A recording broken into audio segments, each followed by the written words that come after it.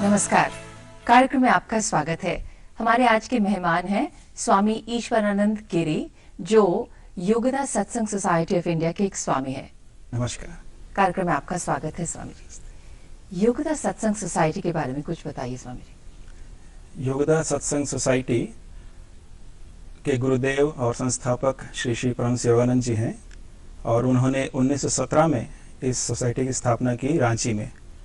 और ये एक आध्यात्मिक और चैरिटेबल ऑर्गेनाइजेशन है जिसका मुख्य उद्देश्य है हमारे गुरुदेव के क्रियायोग की जो शिक्षाएं हैं उनका प्रचार प्रसार करना और लोक सेवा करना। ऑटोबायोग्राफी ऑफ अ योगी, आपके गुरुदेव ने ये किताब लिखी। जी जी। ये इतनी वर्ल्ड फेमस हुई, दुनिया की सारी वर्चुअली सारी भाषाओं में ट्रांसलेट हुई और आज भी एक टेक्स्ट मानी जाती है स्पिरिचुअल ग्रोथ और प्रोग्रेस में। जी। तो इसकी सक्सेस का कारण क्या है? इसका श्रेय जाता है इसके ऑथर के लिए, उसके जो लेखक हैं, क्योंकि ये एक ईश्वर प्राप्त संत हैं और उन्होंने जो भी लिखा वो पूर्ण सत्य लिखा। उसमें कहीं पर भी कोई अतिशयोक्ति नहीं और कहीं पर भी बनावटीपन नहीं। और उसकी हर कहानी उन्होंने उनके अपने जीवन में जो बीता उस पर आधारित है और इसीलिए मेरे ख्याल से इसका इम्पैक्ट इतना ज़्यादा है। जो भी इसे पढ़ता है वो इस पुस्तक में जो ज्ञान है, जो मानवता है और जो सच्चाई है, उससे प्रभावित हुए बिना रह नहीं सकता। स्वामी जी, श्री श्री परमहंस योगानंद जी ने अपनी जो पूरी लाइफ की स्टोरी लिखी, उसमें कठिनाइयां भी आई होंगी सामने, मगर अगर हम वो किताब पढ़ते हैं तो उसमें खाली खुशी की बातें, कठिनाइयों का तो कोई मेंशन ही नहीं है। इसका कारण क्या है? उन्होंने उन्हीं एस्पेक्ट्स पर फोकस किया अपने जीवन का जिससे लोगों को प्रेरणा मिले। और आप ये देखेंगे कि चाहे उस पुस्तक का नाम ऑटोबायोग्राफी ऑफ योगी है, लेकिन उस पुस्तक में उन्होंने अपने बारे में बहुत कम लिखा जी। और उन सब महात्माओं संतों के बारे में लिखा जिनके साथ उनका संपर्क हुआ, जिनसे उन्होंने प्रेरणा प्राप्त की और जिन्होंने उनके जीवन का मार्गदर्शन किया। तो इसलिए वो उस पुस्तक से अपने बारे में नहीं बताना चाहते थे, चाहे वो उनके जीवन यात्रा की कहानी है और किस प्रकार उन्होंने ईश्वर को प्राप्त किया, वो सब बातें हैं। लेकिन उस पुस्तक के द्वारा वे ये बताना चाहते थे कि भारत की जो आध्यात्मिक विरासत है वो कितनी महान है और यहाँ पर कितने महान संत हुए हैं और ये जो धन है, आध्यात्मिक धन भारत का, वो आज भी पूरे विश्व के लिए अवेलेबल है, ये बताना चाहते थे। आपकी संस्था स्वामी जी एक गुरु केंद्रित संस्था है। जी। जीवन में हम में से कुछ लोगों को गुरु मिलते हैं, कुछ लोग गुरु की तलाश में होते हैं, कुछ लोग अपना जीवन बिना गुरु के बिताते हैं। जी। तो गुरु का जीवन में क्या रोल है? ये बहुत ही महत्वपूर्ण प्रश्न है। देखिए, हम अगर गुरु शब्द का विश्लेषण करें, उसका एनालाइज करें, तो ये एक संस्कृत शब्द है जो कि दो रूट से बना हुआ है, गु और रू। यानी गु जो है उससे डार्कनेस या अंधेरा और रू प्रकाश। तो गुरु वो व्यक्ति है जो हमें अंधकार से प्रकाश की ओर ले जाता है, अज्ञान से ज्ञान की ओर ले जाता है और हमारी जो मानवता है, मानव चेतना से ईश्वर चेतना तक ले जाता है। तो वास्तव में जब हम गुरु कहते हैं, हम उस व्यक्ति के बारे में हम उसको रिफर करते हैं कि जो हमें ईश्वर तक पहुंचा सके। लेकिन सामान्य भाषा में गुरु हम कई अर्थों में यूज करते हैं, जो हमें साधारण शिक्षा प्रदान करते हैं, जो हमें प्रेरणा प्रदान करते हैं। इसलिए हम कहते हैं प्रेरणा गुरु, शिक्षा गुरु, दीक्षा गुरु। लेकिन इन सबसे महान होते हैं दीक्षा से गुरु से भी जो सतगुरु होते हैं। और सतगुरु केवल ऐसे व्यक्ति को कह सकते हैं जो खुद ईश्वर प्राप्त हो, यानी जिसने खुद ईश्वर को प्राप्त किया हो और दूसरी आत्माओं को, दूसरे व्यक्तियों को ईश्वर तक ले जा सकता हो। और ऐसे गुरु, सतगुरु बहुत रेयर होते हैं, बहुत ही विरले ही मिलते हैं। और भारतीय परंपरा में तो ये कहा जाता है कि हम गुरु को नहीं ढूंढते हैं, गुरु हमको ढूंढते हैं। लेकिन गुरु तब हमारे जीवन में आते हैं जब हम बहुत ही व्याकुलता से, बहुत ही तीव्र इच्छा से ईश्वर को प्राप्त करने की चेष्टा कर रहे हो। तो ऐसे परिस्थिति में फिर जब हम समय सही होता है, तब ईश्वर जो है हमारे लिए जो गुरु उपयुक्त हैं वो हमारे जीवन में भेज देते हैं। तो गुरु तो अगर हमको ढूंढे ना ढूंढे, हम एक सच्चे महात्मा या गुरु को कैसे पहचाने? हमारी आत्मा अगर एक सच्चे गुरु को ढूंढ रही है, वो हमारे अंदर में जो आत्मा है वो उस सच्चे गुरु को अपने आप पहचान लेती है। जब हम एक सच्चे गुरु की शरण में आते हैं और उसकी टीचिंग्स को फॉलो करते हैं, तो खुद अपने ही अनुभव से जो हम ध्यान में और गुरु द्वारा दी गई साधना से हम जो प्राप्त करते हैं, उन अनुभवों के द्वारा भी हम ये जान लेते हैं कि जो व्यक्ति मेरे जीवन में आया है, जो मेरा मार्गदर्शन कर रहा है, वो एक सद्गुरु है, एक ईश्वर प्राप्त संत है। तो ये आत्मा की बात है। और साधना करते करते हम गुरु की महिमा को और गुरु के वास्तविक स्वरूप को और अधिक पहचानते हुए जाते हैं। पहले हम जब कोई ऐसा व्यक्ति हमारे जीवन में आता है, हो सकता है कि पहले हमारे अंदर उतनी श्रद्धा ना हो, जैसे कि मेरे साथ हुआ था जी। जब मैं पहली बार ऑटोबायोग्राफी योगी मैंने ये पुस्तक पढ़ी, तब मैं 10th क्लास में था। और जैसे कि आपने कहा, उस पुस्तक में बहुत बातें लिखी हुई हैं, उसमें साइंस ऑफ क्रिया योग भी है और कई संतों की जीवनी भी है। तो उसमें उस वक्त जो मुझे सबसे अच्छा लगा वो कहानी थी द टाइगर स्वामी, आप जानते होंगे जी। उसमें एक स्वामी का वर्णन है जिसमें जो शेरों से लड़ते थे स्वामी बनने से पहले, और बहुत ही उनमें ताकत थी, बहुत ही पावरफुल थे फिजिकली।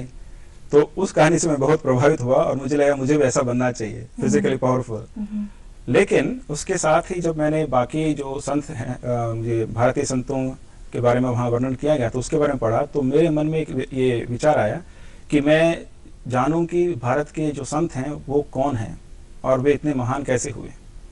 तो फिर मैं बाकी संतों के बारे में पढ़ने लगा, और इस तरह फिर मैं रामकृष्ण परमहंस, स्वामी विवेकानंद, इन सब के बारे में पढ़ा। और इनसे मुझे ये प्रेरणा मिली कि अगर ये भारत के संत, उन्हें ईश्वर की प्राप्ति हुई, तो शायद मुझे भी हो सकती है। तो इससे फिर मैं प्रार्थना करने लगा ईश्वर से कि मेरे जीवन में भी कोई ऐसा गुरु आए जो मेरा मार्गदर्शन कर सके। और बहुत ही एक चमत्कारिक रूप से फिर मुझे ये लेसन्स मिले, गुरु जी के जो लेसन्स हैं, फ्रांस योगानंद जी के लेसन्स, और उन लेसन्स में मेडिटेट कैसे करना चाहिए ये सब दिया हुआ है। और उन लेसन्स को पढ़कर मैं मेडिटेट करने लगा। और उस वक्त मेरे मन में ये कोई ऐसी धारणा नहीं थी कि गुरु कितने महान हैं या ये सद्गुरु हैं जो मुझे ईश्वर तक ले जाएंगे। लेकिन जैसे जैसे मैं ध्यान करने लगा everyday, regularly, morning and evening, तो मेरे अंदर जो परिवर्तन आने लगे और मैं अपने अंदर जो चेंजेस देखने लगा, और फिर ध्यान में जो मुझे आनंद और शांति मिलने लगी, उससे धीरे धीरे मैं समझ पाया कि ये परमहंस योगानंद जी वास्तव में कौन है।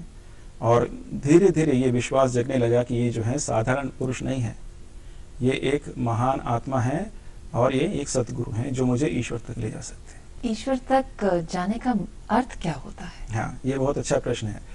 कभी कभी जब हम इस तरह के शब्दों का प्रयोग करते हैं, ऐसा लगता है कि हम यहाँ पर हैं और ईश्वर बहुत दूर हैं और वहाँ तक जाने के लिए मीलों की दूरी तय करनी होगी। लेकिन वास्तव में अगर हम ये स्क्रिप्चर्स पढ़ते हैं, धर्म ग्रंथ पढ़ते हैं, तो उसमें लिखा हुआ है कि ईश्वर सर्वव्यापी है, ही इज ऑमनी प्रेजेंट। तो उस शब्द पर विचार कीजिए, ऑमनी प्रेजेंट का अर्थ क्या होता है? सर्वव्यापी यानी हर जगह मौजूद हैं।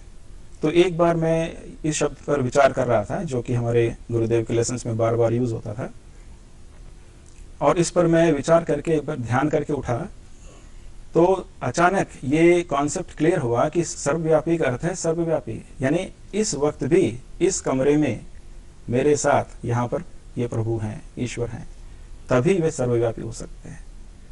तो जब ये अंडरस्टैंडिंग मेरे मन में आया तो मेरे रोंगटे खड़े हो गए। मैंने कहा अगर इतने करीब हैं ईश्वर तो मुझे घबराने की क्या बात है, तो भी हमेशा मेरे साथ हैं, बस मुझे केवल उनके विचार को, उनके प्रेजेंस को पकड़ के रखना है। तो ईश्वर प्राप्ति का अर्थ है, या ईश्वर तक जाने का अर्थ है कि हम हमेशा इस चेतना में रहें कि ईश्वर हमारे साथ हैं, वे हमसे कभी भी ना दूर रहे हैं और ना दूर आगे कभी भी दूर रहेंगे। वे हमेशा आज से लेके अनंत काल तक हमारे साथ रहेंगे। You're a doctor. आपका अध्ययन और आपकी मेडिटेशन प्रैक्टिस पहले से ही शुरू हो गई थी। आपने कब सोचा डॉक्टर बनने के बाद कि आप स्वामी बन जाएंगे? 10th क्लास में मैंने ऑटोबायोग्राफी की ऑफ ए योगी पढ़ी और फिर 2 साल तक मैं बाकी संतों के बारे में पढ़ता रहा। 12th क्लास के फाइनल्स के बाद, before the medical exam results came, तब मुझे ये लेसन्स मिले, गुरुदेव के लेसन्स, और शायद मैंने मेडिकल कॉलेज और ये लेसन्स एक साथ ही शुरू किए। तो through out the 5 years when I was doing my under graduation MBBS, तो मैं क्वाइट रेगुलरली मेडिटेट भी करता था, मॉर्निंग एंड इवनिंग। और शुरू में मेरे मन में कोई विचार नहीं था कि मैं सन्यासी बनूंगा, सब छोड़कर आश्रम ज्वाइन करूंगा। लेकिन जैसे जैसे मैं ध्यान करता गया और जैसे जैसे मैं उसके जो पॉजिटिव बेनिफिट्स देखता गया, तो धीरे धीरे मेरे अंदर ये परिवर्तन आया। और एक और परिवर्तन ये आया कि मेरे जो वर्ल्डली डिज़ायर्स थे, सांसारिक जो इच्छाएं, वो अपने आप ही तृप्त हो गई। तो मेरे मन में जो पहले जो ये आकांक्षाएं थी कि मैं बहुत बड़ा डॉक्टर बनूंगा या पैसा कमाऊंगा, शायद उतने मतलब वो बहुत प्रबल नहीं थी वो इच्छाएं, लेकिन जो थोड़ी बहुत थी वो भी समाप्त हो गई। और मेरे जीवन का एकमात्र जो गोल था, जो ध्येय, वो ये बन गया कि कैसे मैं हमेशा अपने मन को, अपनी चेतना को ईश्वर बना के रख सकता। तो उसके बाद फिर आश्रम ज्वाइन करना was a natural conclusion. Right. किसी एक अच्छे मध्यवर्गीय परिवार का एक लड़का, होनहार बच्चा, MBBS में जाता है, डॉक्टर बनता है, is going to be a shining star soon, और फिर वो घर जाके बोलते हैं मैं सब त्याग के स्वामी बनना चाहता हूँ। घर वालों ने कैसे सुनी आपकी ये खबर? वास्तव में हुआ क्या, मैंने मन बना लिया था और मैंने आश्रम में लिखा भी था कि मैं अब ये MBBS के बाद आश्रम ज्वाइन करूंगा। तब मैं इस दुविधा में था कि कैसे मैं ये जो खबर है अपनी माँ को सुनाऊंगा। लेकिन देखिए, यहीं पर जो है गुरु की सहायता या ईश्वर की सहायता हमें मिलती है कि मुझे पूछने की जरूरत नहीं पड़ी है। अब माँ जो है बहुत परसेप्टिव होती हैं, all mothers are very perceptive, और वो देख रही थी हर रोज मैं सुबह शाम ध्यान कर रहा हूँ। और इवन जो मेरे छुट्टी के दिन है, मैं यहाँ दिल्ली में मेरी पढ़ाई हुई जी। और दिल्ली में ही योगदास सत्संग का एक ध्यान केंद्र था और हर संडे को मैं वहीं चला जाता था। और ऐसी कोई एक्टिविटी नहीं थी जो कि which is associated with a normal student. Okay. My whole life was centred या तो पढ़ाई में या फिर ध्यान केंद्र में सेवा में। मतलब झुकाव पहले ही दिख रहा था। तो ये सब वो देख रही थी। तो ना जाने उनके मन में क्या विचार आया, एक दिन उन्होंने खुद मेरे से पूछा, क्या तुम आश्रम ज्वाइन करने जा रहे हो? तो दैट वाज द ओपनिंग। फिर मैंने पता, हाँ, मेरे मन में विचार आया है और मैंने ऑलरेडी अप्लाई कर दिया है, तो आप क्या सोचते हैं? तो उनको शुरू में तो दुख लगा, I don't deny that, but she is a very brave woman. और उन्होंने फिर कहा कि तुम छोड़ के जा रहे हो, लेकिन अगर वहाँ पर सब ठीक नहीं रहा फिर क्या होगा? ना इधर के रहोगे ना उधर के। तो फिर मैंने कहा कि जीवन में किस बात की गारंटी है, लेकिन मुझे लगता है कि मेरे अंदर से मेरी आत्मा की पुकार है कि मुझे इस इच्छा को पूरी करनी चाहिए। जो मार्ग मुझे दिखाया जा रहा है उस पर मुझे चलना चाहिए, चाहे वो मार्ग कठिन क्यों ना हो। तो फिर उन्होंने मुझे अपना आशीर्वाद दिया। फिर उन्होंने पिताजी को बताया, फिर उन्होंने भी उसको, इस बात को, वे भी राजी हो गए। स्वामी जी, एक विराम के लिए जाएंगे, जब वापस आएंगे तो आपसे जानेंगे कि आजकल योग को बहुत प्राथमिकता मिल रही है, बहुत जगहों में, बहुत इंस्टीट्यूशंस में भी, क्योंकि ये माना जा रहा है कि ये फुल बॉडी माइंड स्पिरिट एक ऐसा गुण है हमारे पास जो हम यूज कर सकते हैं। तो योगा ने आपको कैसे हेल्प किया अपनी साधना में और अपना जीवन जीने में? पर अभी एक छोटा सा विराम लेते हैं। कार्यक्रम में एक बार फिर आपका स्वागत है। हम बात कर रहे हैं स्वामी ईश्वरानंद गिरी से। स्वामी जी, योग का आपके जीवन में क्या रोल रहा है? शुरू में जब मैंने योग साधना शुरू की, तब मैं ये जानना चाहता था कि जो ईश्वर के बारे में मेरी धारणाएं हैं और जो स्पिरिचुअलिटी, उसमें कितनी सच्चाई है। और उसके बाद फिर जब मैंने ध्यान शुरू किया, योग साधना शुरू की, तो उसने मेरे जीवन को पूरी तरह से परिवर्तित कर दिया। देखिए, इसमें पहले हमें जानना चाहिए कि योग का अर्थ क्या है। जब हम कहते हैं कि योग साधना, आपने पूछा कि योग साधना द्वारा मुझे क्या लाभ हुआ, तो वास्तव में योग क्या है? ये जो शब्द योग है, ये संस्कृत एक धातु है युज, यानी जोड़ना, उससे निकला है। हम कहते हैं कि इन दोनों, ये दो संख्याओं का योग कितना है, what is the sum of these two digits, तो उसी को हम योग कहते हैं। तो योग है, वास्तव में योग का है मिलन या जोड़ना। तो योग में हम क्या जोड़ते हैं? योग में, योग साधना द्वारा हम अपनी आत्मा को परमात्मा के साथ जोड़ते हैं, अपनी चेतना को ईश्वर की चेतना के साथ जोड़ते हैं। आजकल जो योग से जो साधारण अर्थ निकाला जा रहा है वो है कि योग का अर्थ है योगासन, लेकिन ये बहुत ही लिमिटेड सेंस में इस वर्ड को हम यूज कर रहे हैं। योगासन जो है योग साधना का एक महत्वपूर्ण भाग है, लेकिन सबसे महत्वपूर्ण भाग नहीं है। योग आसनों द्वारा हम अपने शरीर को स्वस्थ रख सकते हैं, अपने शरीर को फ्लेक्सिबल रख सकते हैं, शरीर को कई रोगों से दूर रख सकते हैं, मुक्त रख सकते हैं। लेकिन योग का अर्थ केवल फिजिकल फिटनेस नहीं है, जो कि आजकल जिस तरह से अधिकतर लोग समझते हैं जी। इसका वास्तविक उद्देश्य है अपनी चेतना को, अपनी आत्मा को ईश्वर के साथ जोड़ना और जोड़े रखना। तो अब ये बात आती है कि अगर हमें ईश्वर के साथ जोड़ना है तो हमें हमारी चेतना को, हमारी आत्मा को ईश्वर से दूर क्या चीज रखती है, बाधा क्या है? अभी कुछ ही देर पहले जैसे हम डिस्कस कर रहे थे कि गॉड इज ऑमनी प्रेजेंट, वो सर्वव्यापी हैं, और सर्वव्यापी हैं तो यहाँ पर भी हैं, बिल्कुल। तो हमें नजर आना चाहिए, दिखना चाहिए, तो क्यों नहीं दिखते? तो जिस प्रकार से हम लोगों को देखते हैं, हम ये नहीं कह सकते ईश्वर उस प्रकार हमारे सामने एक व्यक्ति के रूप में आएंगे। वे आ भी सकते हैं, लेकिन वे किस प्रकार से सर्वव्यापी हैं? He is omni present like consciousness. इसका मैं छोटा सा उदाहरण देता हूं। ये हमारा मानव शरीर है। ये जो मानव शरीर है इसमें कई सारे ऑर्गन्स हैं, और हर एक ऑर्गन कई लाखों सेल्स से बना हुआ है, जो हम कहते हैं कोशिकाएं। और कहते हैं कि हमारे अंदर करीब 27 ट्रिलियन सेल्स हैं, या उससे भी ज्यादा हो सकते हैं। लेकिन हमारी चेतना इन सब 27 ट्रिलियन सेल्स में फैली हुई है। तो एक तरह से हम कह सकते हैं we are omnipresent in our body. Right.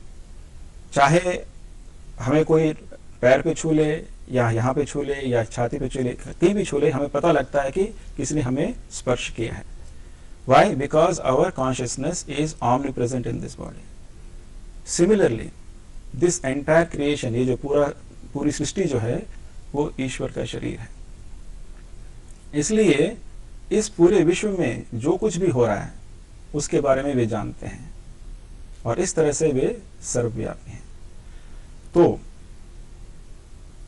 हमें उस चेतना से दूर रखने वाली चीज क्या है? हमारा ये शरीर, हमारी शरीर चेतना। जागृत अवस्था में, इन द वेकिंग स्टेट, हमेशा हम यही सोचते हैं कि मैं ये शरीर हूं, मेरे ये 2 पैर हैं, मेरे ये 2 हाथ हैं, मेरा ये नाम है, मेरा ये परिवार है, ये सब कुछ ये शरीर से संबंधित है। तो this is called body identification, या शरीर से एक रूपता। हम ये समझ बैठे हैं कि मैं शरीर हूं, और शरीर के अलावा मैं कुछ भी नहीं हूं। जब हम सो जाते हैं तब हमें पता नहीं लगता कि हम क्या हैं। हम ये भूल जाते हैं कि हम शरीर हैं। यानी जो हमारी जो 5 इंद्रियां हैं, ये जो 5 सेंसेस हैं, जिसके द्वारा हम इस संसार के साथ इंटरेक्ट करते हैं, जिसके द्वारा हमें ये शरीर का बोध होता है, नींद की अवस्था में वे सब निष्क्रिय हो जाते हैं, इनएक्टिव हो जाते हैं, कंप्लीटली इनएक्टिव हो जाते हैं। लेकिन तब भी गहरी नींद से जब हम उठते हैं तो हमें पता लगता है कि मुझे बहुत अच्छी नींद आई, मुझे बहुत जो है आनंद आया नींद में, रेस्टफुल फील करते हैं। तो वो क्या चीज है जो हमारे अंदर ये इस चीज को महसूस करती है?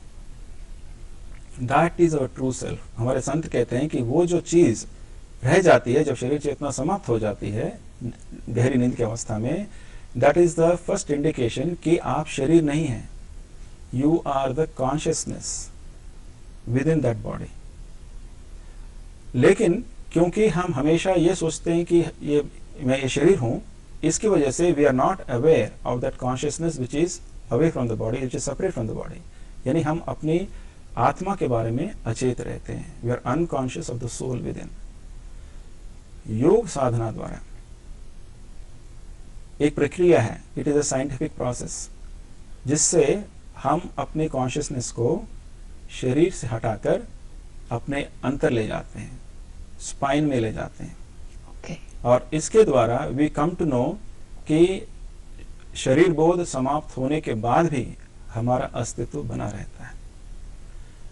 और तब क्योंकि we are closer to a true self, हम अपनी आत्मा के और करीब होते हैं, तब हमें आत्मा का जो गुण है वो प्रकट होता है। और वो आत्मा का गुण क्या है? आनंद, सुप्रीम जॉय, शांति। और जब ये इसका थोड़ा बहुत एहसास होने लगता है हमें, तब हम जानते हैं कि हाँ, वास्तव में मैं ये शरीर नहीं हूं, मेरा वास्तविक स्वरूप ये आनंद है। और यही समाप्त नहीं होती है ये बात, धीरे धीरे साधना द्वारा ये आनंद के साथ साथ हमारी जो चेतना है उसका भी विस्तार होते जाता है। और हम ये पहचानते हैं कि जो चेतना मुझ में है वही चेतना बाकी सब प्राणियों में है। और इस ज्ञान के साथ ही साथ हमारे अंदर दूसरों के प्रति हमारे अंदर सद्भाव, दया, करुणा, दूसरों की सहायता करने का विचार, ये सब प्रकट होते हैं अपने आप, क्योंकि ये आत्मा के गुण हैं।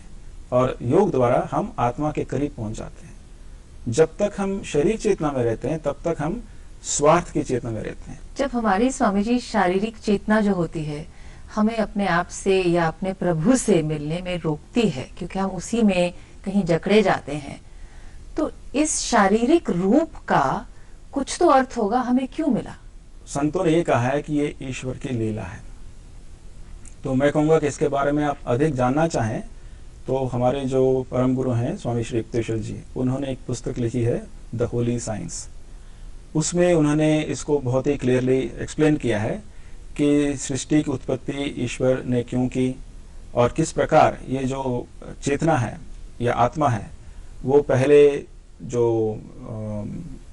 पौधों की योनि में, वनस्पति की योनि में आती है, फिर उसके बाद पशु योनि में आती है, और धीरे धीरे मानव योनि में आती है। That means plant form, animal form and human form. तो ये जो नेचुरल इवोल्यूशन है ये चेतना की, आत्मा की यात्रा है। It is the journey of the soul.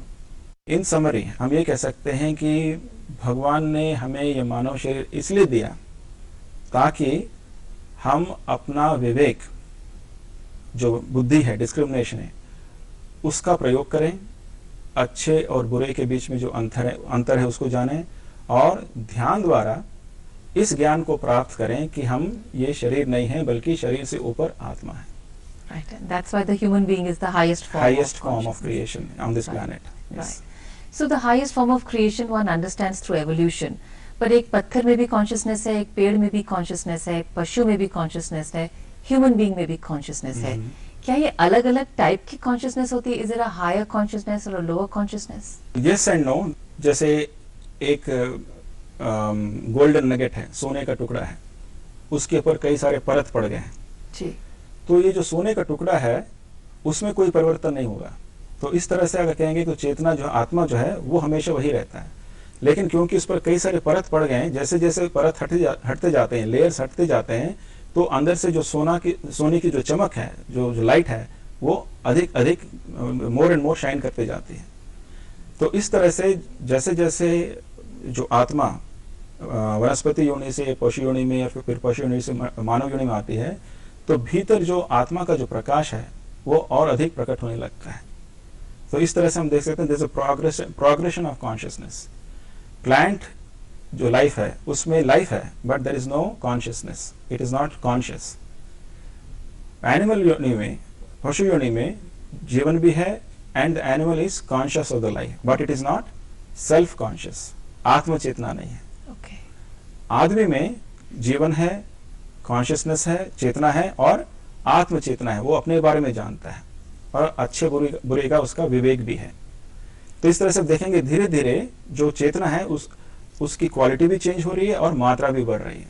True. लेकिन जो भीतर में जो आत्मा है, which is a part of the infinite God, जो कहते हैं कि सारे प्राणी ईश्वर की सृष्टि हैं, हम सब ईश्वर की संतान हैं, तो वो जो आत्मा है उसमें कोई परिवर्तन नहीं होता, वो हमेशा अपरिवर्तन ही रहता है। एक ह्यूमन बीइंग में, एक मनुष्य में चेतना होती है, विवेक होता है।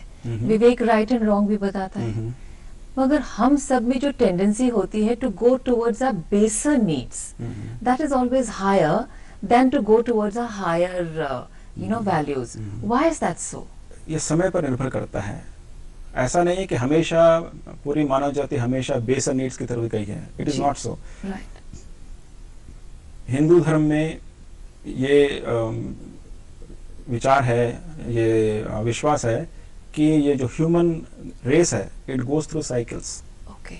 आपने हम सुनते हैं सतयुग के बारे में, त्रेता युग के बारे में, द्वापर युग के बारे में, कलयुग के बारे में। तो जैसे जैसे ये युग बदलते हैं, मानव चेतना जो है वो विकसित होती है और उसका फिर पतन भी होता है। तो ऐसा नहीं है कि हमेशा मानव जो है वो हमेशा बेसिक चीज़ों के बारे में, गलत चीज़ों की तरफ वो प्रवृत्त होता है। ये युग का भी धर्म है। अभी जिस युग में हम हैं, वास्तव में कई लोग कहते हैं कि हम कलयुग में हैं, लेकिन हमारे जो परम गुरु हैं स्वामी शुक्तेश्वर जी, उन्होंने ये भी लिखा है होली साइंस में कि वास्तव में हम द्वापर युग में हैं। बल्कि उन्होंने कैलकुलेट करके बताया कि 1700 AD के बाद ये जो हमारा जो प्लैनेट है, ये इसने द्वापर युग में प्रवेश किया है। और इसीलिए आप देखेंगे कि 1700 के बाद scientific progress has been very fast. Steam engine, electricity, atomic energy, solar energy, computers, आप तो scientific progress has been very fast and that is an indication that this is the Dwapar Yuga. तो उन्होंने उसमें काफी डिटेल में समझाया कि किस प्रकार युग परिवर्तन होता है। So this is the maximum progress? It is no, it is not the maximum. It is still going to progress even faster. Okay. And we are going towards better times. ऐसा लगता नहीं है देख के, संसार की स्थिति को देख के नहीं लगता है कि we are going towards better times. लेकिन हमारे गुरुदेव ने भी कहा कि चाहे अभी संसार में इतना उथल-पुथल है, इतने झगड़े हैं, फसाद हैं और दुख हैं, लेकिन even then humanity as a whole is progressing towards better times. और इसका हमें हिंट मिलता है। अगर आज देखेंगे, there is more talk about human rights, there is more talk about animal rights, there is more talk about equality of distribution of wealth, equality of opportunity. अगर आज से 200 साल से कंपेयर करेंगे, आज के कॉन्सेप्ट्स बहुत ही ज्यादा उदारवादी हैं, they are much more liberal, and that is a sign of a higher age, जिसमें मानव की चेतना और उदार हो जाती है और विस्तारित हो जाती है। He is able to feel for others, he is able to think about others. लेकिन फिर भी क्योंकि अभी हमने पूरी तरह से कलयुग के दोष को खत्म नहीं किया है, that selfishness, that materialistic tendencies are still there. तो अभी भी man's जो कलयुग mentality is still there. Okay. और हमारे गुरुदेव का ये कहना था कि द्वापर युग में there will be scientific progress, both for the benefit of mankind, also for the destruction. Weaponry, atomic bombs, hydrogen bombs, ये सब हैं. And mankind will be given this challenge to choose between survival and destruction. But man will survive. That was his positive note. क्योंकि humanity as a whole will turn towards God. जो मानव जाति जो है वो ईश्वर की ओर मुड़ेगी और ईश्वर से संपर्क करके it will understand that war is not the solution, peace is the solution. We're going to go in for another break, Swamiji. When we come back, एक आपसे ये समझना चाहेंगे कि हमें लगता है कि योग, स्वामी होना, अपनी स्पिरिचुअल प्रोग्रेस के लिए कहीं दुनिया से दूर जाना पड़ता है. You have to leave everything, the rest of the world. But ये भी तो होता है कि हम में से अधिकतर लोग गृहस्थी में हैं. तो क्या स्पिरिचुअल प्रोग्रेस के लिए दुनिया छोड़नी पड़ती है कि दुनिया के बीच में रह के सारे चैलेंजेस झेल के भी हम स्पिरिचुअल प्रोग्रेस कर सकते हैं? Right now we take a short break. Welcome back. We are still in conversation with Swami Ishwarananda Giri. Swami ji, to attain spiritual progress, is it important to renunciate or leave the world, or can somebody who's a householder also go through on this path? Yes, that is a very interesting question and very important, especially in today's world. If you look at me, I am a sannyasi, I am a renunciant. लेकिन आप ये जानना चाहिए कि हमारी जो संस्था है जी, उसमें केवल 60 सन्यासी हैं और कई हजार गृहस्थी हैं जो इस मार्ग को फॉलो कर रहे हैं। तो I think that should be an ample answer to your question. तो योग साधना करने के लिए संसार को छोड़ के दूर जाने की कोई आवश्यकता नहीं, there is no need.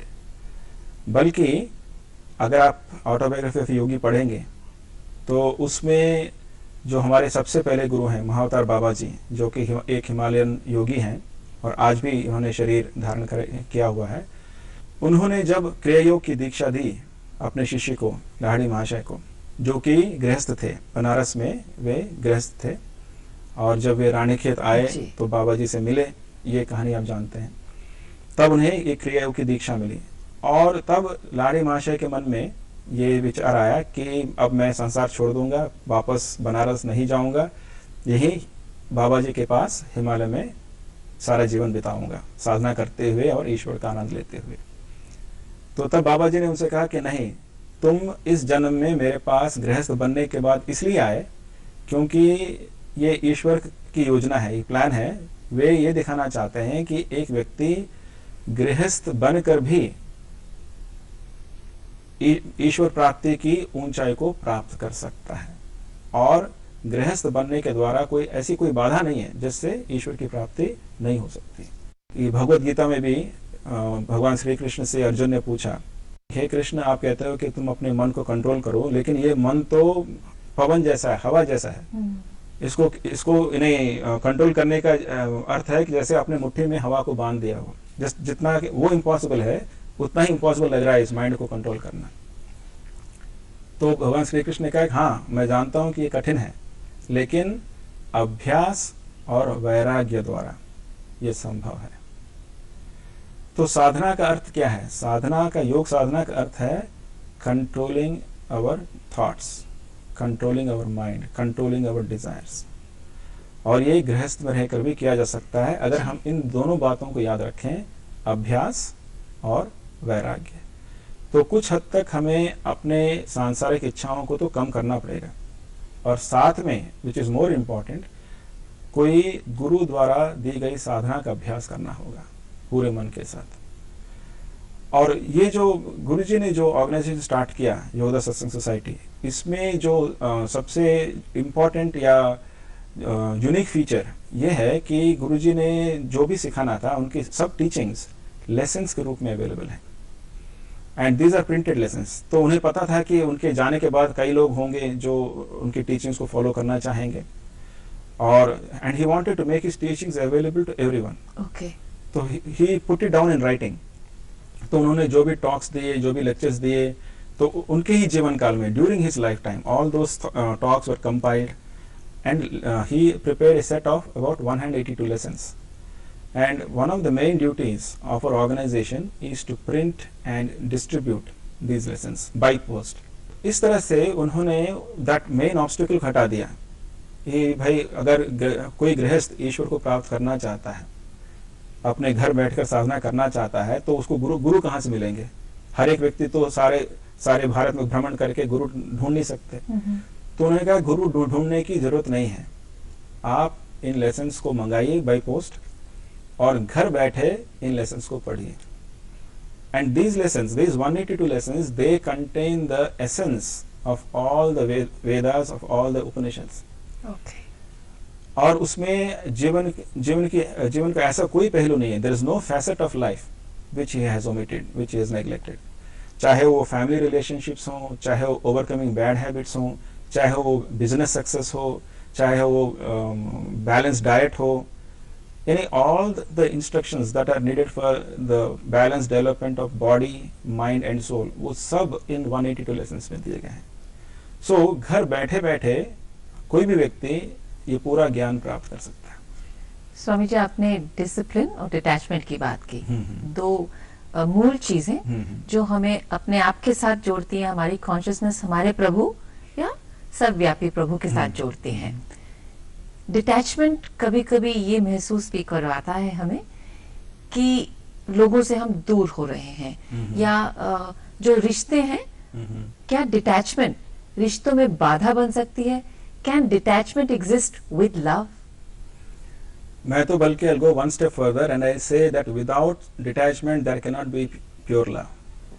When I say detachment, it does not mean selfishness. Okay. What usually is involved in attachment is selfish love. Even between mother and son, which is one of the highest forms of relationship, जो attachment है mother का या बेटे का mother के साथ, there is some amount of selfishness कि मुझे बेटे से ये मिलेगा, प्राप्ति, हाँ प्राप्ति, या बेटा क्यों माँ से प्रेम करता है, क्योंकि माँ उसे प्यार करती है, उसे अच्छी अच्छी चीजें देती है. So there is some स्वार्थ, some selfishness involved in these ordinary relationships. But when man becomes completely detached, he finds that his love has become very pure. और उसमें क्योंकि स्वार्थ पूरी तरह समाप्त हो जाता है, he is able to love everyone much more and in a much more pure way. So yes, love can exist in the absence of attachment. Love can exist, rather it thrives in an environment of detachment. That means love is not exclusive, it is inclusive. Inclusive, yes. That is the right word. Yeah. It is inclusive. We always have a challenge of saying, we can love one, love two. Actually, the purpose of the human being is to become love, so that anybody who comes in that ambit experiences the love. Experience the love, yes. In fact, there is a saying, somebody asked a mother, you have 10 children, how do you divide your love among them? And the mother replied, I don't divide, I multiply it. So that is how a saint feels. He doesn't divide, he doesn't have to divide. He expands his love to include everyone. Right. And that is possible only if you're not attached to one particular person or a small group of people. So does yoga, the true concept of yoga, has a take on how we see competition, cooperation, collaboration? Because understanding compassion is easy, but the reality is that today it's a competitive world.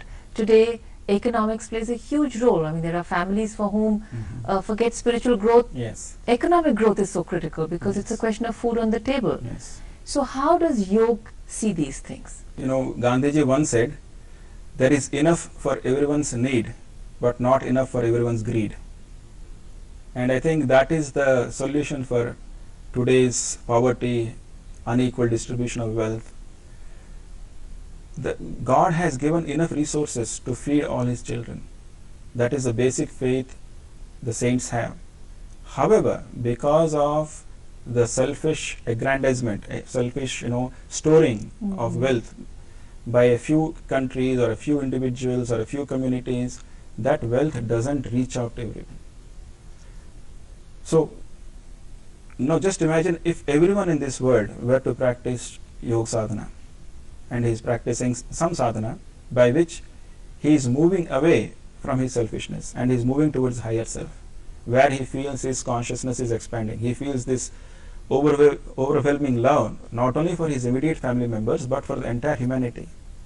Just imagine what that consciousness would be like, and how the world will be if everyone had even little bit of that. Instead of storing, instead of saving things, they would like to share it with others. And automatically we will find that poverty in this world has become non-existent. So that is why we have to focus on spreading this message, through yoga sadhana. As man's consciousness becomes more and more elevated, God will reveal solutions by which mankind can remove its ills, can remove its sorrows. All the resources are there, but they are not properly being utilized. So through yoga sadhana, as the consciousness of humanity becomes more purified, becomes more empathetic, there is more sympathy and empathy in each person's heart, automatically humanity will find solutions. And we can see today that it is happening. Right. It is happening. There is more talk about sharing the resources of the world. The world is becoming a smaller place. It is becoming a more united family. Even though in some places there is still strife, there is still war, but overall हम इस बात को हम नकार नहीं सकते कि और ये जो चेतना है that कि सारा संसार एक परिवार है, ये और बढ़ रहा है, ये चेतना और बढ़ रही है, ये विचार और फैलते जा रहा है. और अगर सभी लोग योग साधना करेंगे, किसी ने ये नहीं कि कोई एक प्रकार का, कोई भी योग साधना जो हमें अपनी आत्मा की ओर ले जाए, ईश्वर की ओर ले जाए, तो ये विचार और फैलता जाएगा. What is the role of food in maintaining this physical form? Because I think somewhere a lot of other needs, hungers, desires tend to satisfy themselves in our bodies through extra eating, and actually the body doesn't really read that much. How do we balance that? What is the role of food? There is a yogic diet which has been prescribed by the yogis, by the saints, and if we follow some certain basic principles, but again, you see, food is a very personal subject, Right. and the type of food we eat, the kind of diet we follow, it is determined by our family habits, by our cultural habits, by our socio-economic conditions. So there are so many things. So it is not possible to prescribe one particular diet for the entire mankind, but there are certain basic principles. One is about vegetarian food.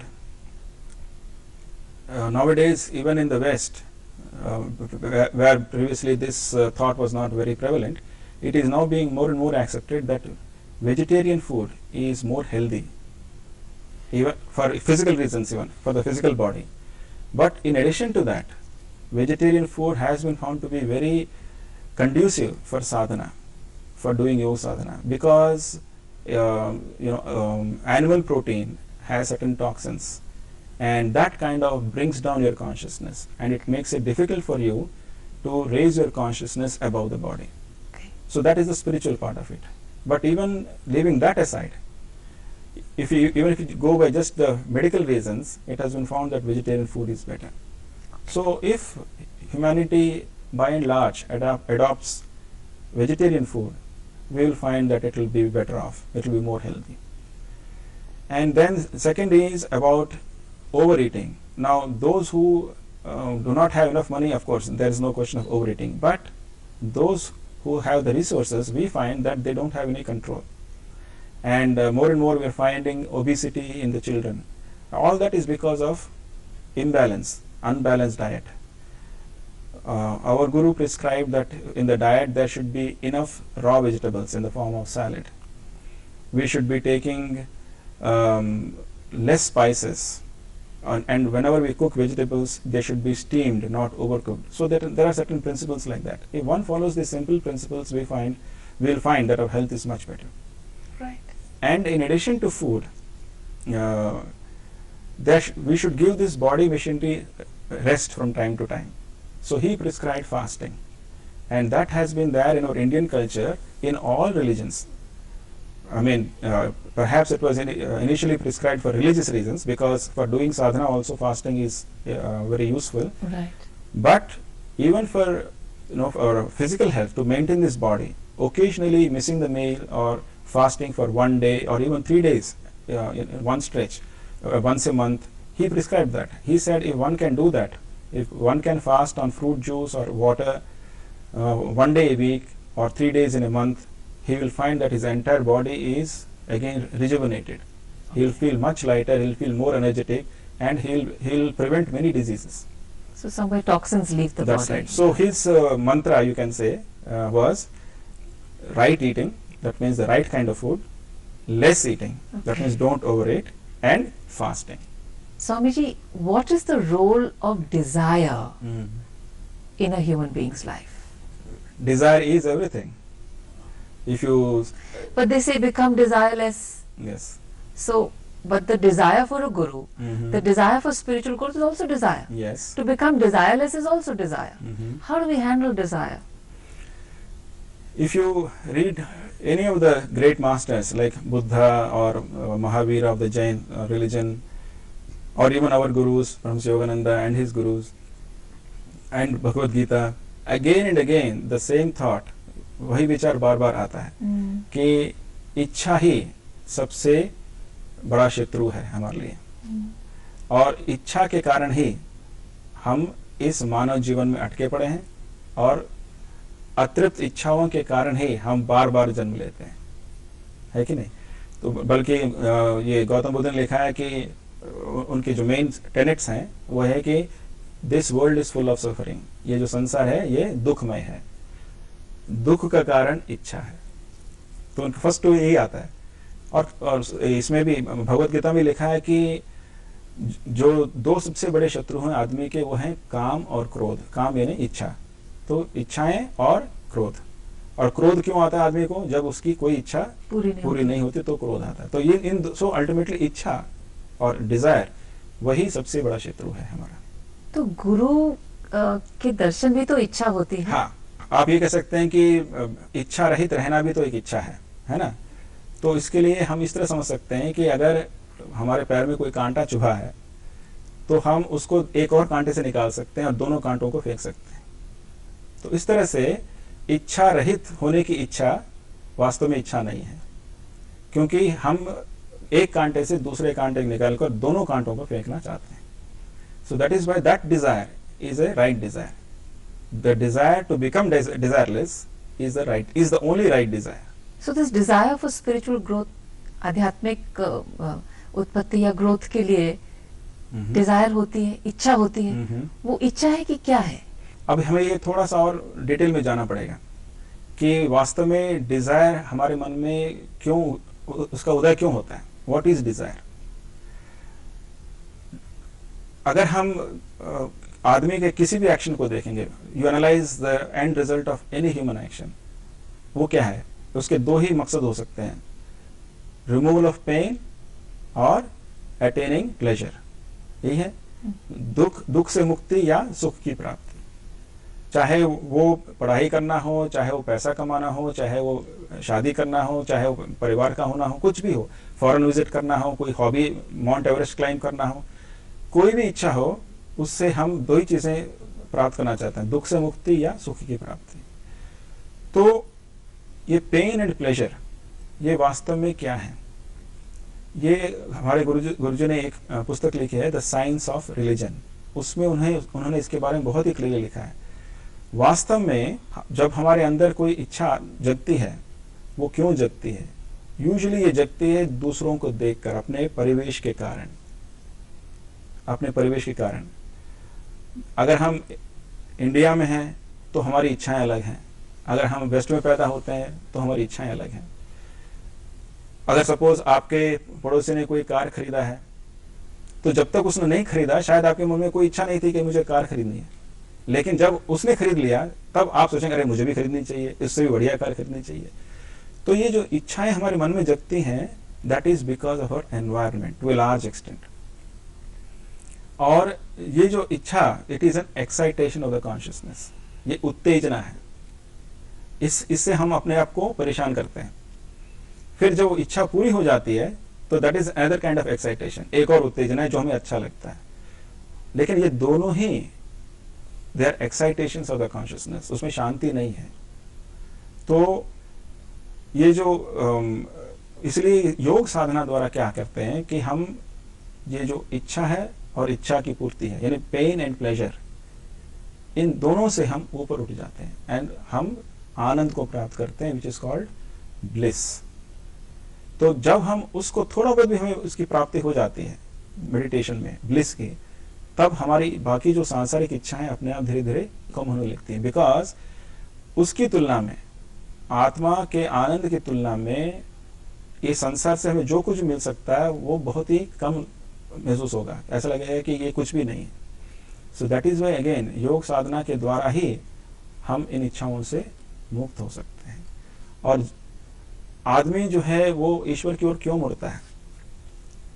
Usually दुख के कारण मुड़ता है ना। दुख तो सबसे बड़ा गुरु है, सबसे बड़ा गुरु है। जब हम किसी इच्छा को पूरा करना चाहते हैं या अपने जीवन में किसी दुख को दूर करना चाहते हैं, वास्तव में हम क्या चाह रहे होते हैं? हम अपने आत्मा के आनंद को चाह रहे होते हैं, लेकिन उसके बारे में हमें कोई बताता नहीं है, ना ही हम उससे परिचित हैं। इसलिए हम उस दुख को, संसार से जो भी उस दुख को दूर करने वाली वस्तु है उसको हम खोजते हैं और उसे प्राप्त करने के लिए प्रयास करते रहते हैं। जब वो चीज मिल जाती है हमें लगता है कि अच्छा वो दुख दूर हो गया। वास्तव में वो दुख दूर नहीं हुआ, it has only been postponed. कोई और दुख आ जाएगा, कोई और इच्छा जग जाएगी। Movement is towards the desire of anand, but we move into a surrogate, exactly, and that becomes a material desire. Exactly. हमारे जो जीवन का लक्ष्य है हर प्राणी का और खासकर हर मानव का, वो है आनंद की प्राप्ति। इसके सिवा और कोई लक्ष्य नहीं है जीवन में। लेकिन क्योंकि ये वास्तविक आनंद वो कहाँ से मिलेगा वो हमें पता नहीं लगता, इसलिए जीवन से जो मिल जाता है वो हम उसमें खोजना शुरू करते हैं। ये हम इस तरह से भी समझ सकते हैं। देखिए, अगर आपको सपोज आपको कुछ चीज पसंद है जी, आपको कोई कार पसंद है, किसी को मकान पसंद है, किसी को जो है पढ़कर डिग्री हासिल करना अच्छा लगता है। अगर बाहरी वस्तुओं में आनंद निहित है, if that Joy is inherent in those objects, तो हर एक को अलग अलग चीजों में आनंद क्यों मिलता है? अगर मुझे यानी अच्छा खाना खाने से आनंद मिलेगा तो सबको मिलना चाहिए, लेकिन किसी को वही चीज पसंद नहीं आएगी, किसी को डोसा पसंद है तो किसी को कुछ और पसंद है। सो इसको एनालाइज करेंगे तो हम ये देखते हैं कि आनंद जो है that is not inherent in the object. वो आनंद जो है उस वस्तु में निहित नहीं है, वो हमारे अंदर है, लेकिन वस्तु के द्वारा वो जो भीतर का आनंद है थोड़ी देर के लिए वो प्रकट हो जाता है, फिर समाप्त हो जाता है। Right. So that's a temporary way of trying to look for something deeper. तो जैसे आपने पहले कहा कि वो जो परत हमारे ऊपर है खुद को समझने के लिए कि मैं चाहता हूँ या क्या चाहती हूँ, एंड वो योग हमें उसके साथ जोड़ता है, because we get more connected. Thank you so much Swami ji for helping us connect with ourselves. हमारा खुद से हमारा रिश्ता आपने जोड़ा। Discipline, dedication, detachment, we understand. Thank you so much. Let us try and bring it into our lives. Thank you for coming on our show. Thank you.